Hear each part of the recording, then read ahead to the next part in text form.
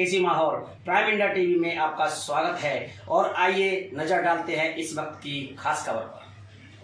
पूरे देश में जिस तरीके से किसान आंदोलन अपने चरम सीमा पर है और भारी संख्या में किसान हरियाणा के तमाम बॉर्डर पर बैठे हुए हैं, इसी को देखते हुए हरियाणा सरकार ने फैसला लिया है कि इस बार किसानों की फसल का पैसा उनके खाते में 24 घंटे के अंदर पहुंचा दिया जाएगा। यदि 24 घंटे के अंदर उनके खातों में पैसा नहीं पहुंचता है तो उन्हें 9% की ब्याज दर से भुगतान किया जाएगा। कवर्ड शेड हैं, लाइटें हैं और मंडी की रेगुलर साफ सफाई की चीज़ें हैं, ये सब हैं। आड़तियों के हमने चेक कर लिए, तिरपाल क्रेट वगैरह उन्होंने भी अपने लेके रखे हुए हैं।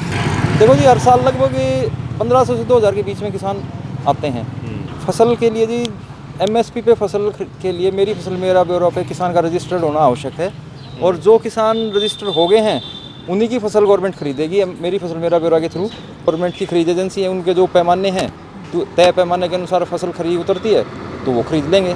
कि जी ब्याज लगा के देने वाली चीज़ है वो खरीद एजेंसियाँ जो हैं वो बेहतर बता पाएंगी, क्योंकि पेमेंट का काम उनका होता है, मार्केट कमेटी का नहीं है।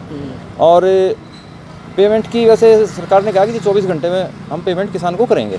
MSP गेहूं का 1975 रुपये पर क्विंटल है और सरसों का 4650 रुपये पर क्विंटल है।